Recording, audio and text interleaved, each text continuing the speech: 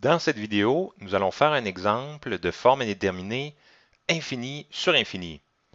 Évaluons la limite suivante. Limite lorsque x tend vers moins l'infini de 2x3 moins x2 plus 3 sur 4x2 moins x moins 2.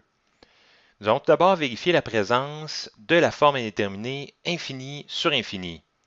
Évaluons la limite au numérateur, nous observons que 2x3 moins x2 plus 3 tend vers moins l'infini, si x tend vers moins l'infini, puisque terme à terme, 2x3 sera une quantité négative, puisque l'exposant du x est impair.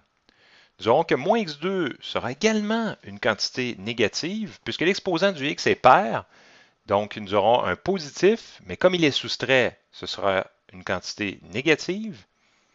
Plus 3, qui lui est une constante négligeable par rapport aux deux autres quantités. Nous aurons donc un 2x3 négatif, moins x2 négatif, plus 3 négligeable. Nous aurons une quantité négative, donc le numérateur tendra vers moins l'infini. Au dénominateur, nous observons que 4x2 moins x moins 2 tend vers l'infini, si x tend vers moins l'infini, puisque 4x2 est un terme qui sera positif à cause de l'exposant pair du x. Nous aurons que moins x sera un terme positif, puisque nous soustrayons une quantité négative. Et finalement, le moins 2 sera négligeable par rapport aux deux autres. Nous aurons donc que 4x2 est positif, moins x positif, moins 2 négligeable. Nous aurons donc que le dénominateur tend vers l'infini, positif. Nous avons donc la forme indéterminée de type infini sur infini.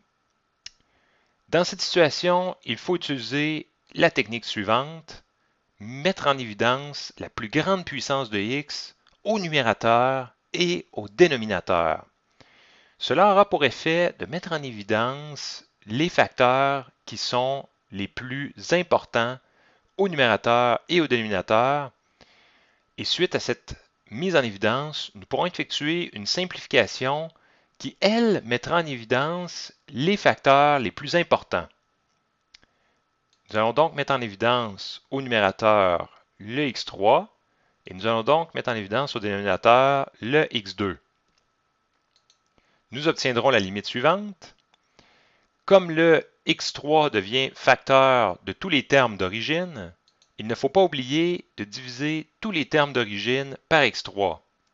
De même, au dénominateur, comme le x2 devient facteur de la parenthèse, tous les termes d'origine devront être divisés par x2. Nous faisons une simplification.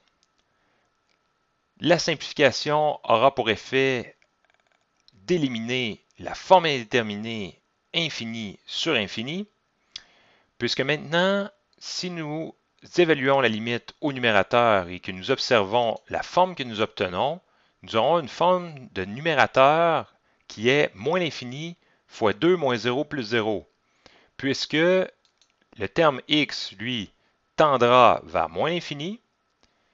Le terme 2, lui, tend vers 2, puisque c'est une constante. Le terme 1 sur x, lui, tend vers 0, puisque nous allons diviser une constante par une valeur qui tend vers moins l'infini. Le terme 3 sur x3, lui, tend vers 0, puisque nous allons diviser une constante par un terme qui tend vers moins l'infini. Au dénominateur, maintenant, nous aurons une forme 4 moins 0 moins 0, puisque la quantité 4, elle, tend vers 4, puisque c'est une constante. Moins 1 sur x tend vers 0, puisque nous divisons une constante par moins l'infini. Et 2 sur x2 tend vers 0, puisque nous divisons une constante par l'infini également.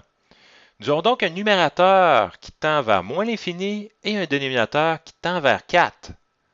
Nous pouvons donc réécrire cette limite comme étant moins l'infini divisé par 4, ce qui nous fait simplement moins l'infini.